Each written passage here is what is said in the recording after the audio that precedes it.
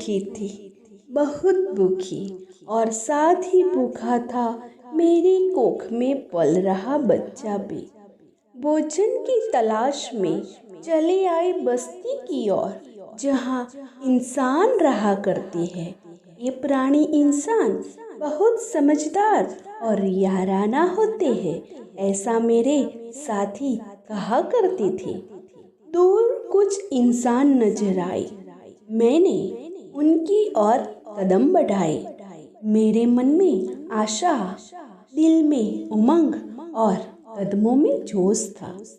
देख मुझे उन्होंने मेरी ओर अनानास बढ़ाया।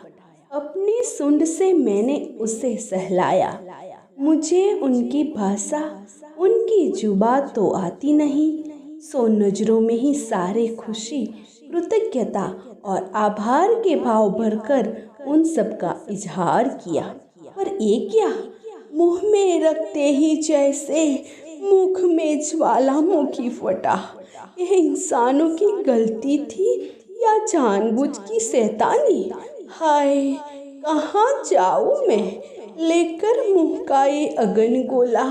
हे भगवान, इसकी गर्मी मेरे अजन्मे बच्चे के प्राण ना हर ले कहीं। जी में आता है इन सबको अभी सबक सिखा दूँ मैं, पटक कर इन सबको यहीं अभी पैरों तले कुचल दूँ मैं।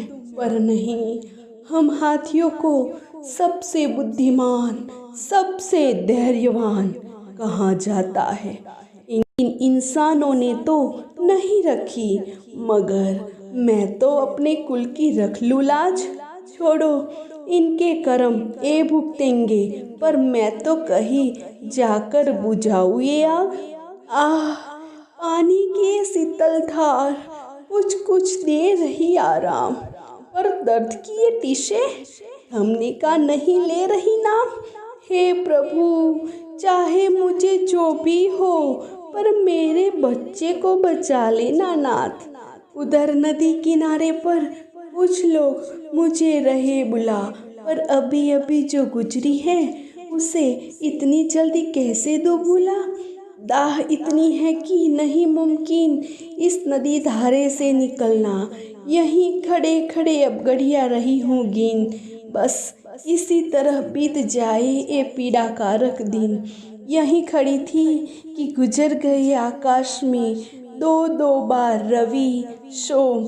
ये पीड़ा अब पूरे बदन में फैल रही, सुन्न हो रहा है दिमाग और शिथिल हो रहे हैं अंग। शायद अब ले जाएगी मौत मुझे अपने संग। हे प्रभु, इतनी विनती मोरी ध्यान में रखियो। हे प्रभु, इतनी विनती मोरी ध्यान में रखियो। घर अगला जन्म हो मेरा, घर अगला जन्म हो मेरा, तो मुझे इतना याद रहियो। घर अगला जन्म हो मेरा, तो मुझे इतना याद रहियो कि फिर कभी इंसानों पर इतना भरोसा न करियो, कि फिर कभी इंसानों पर इतना भरोसा न करियो।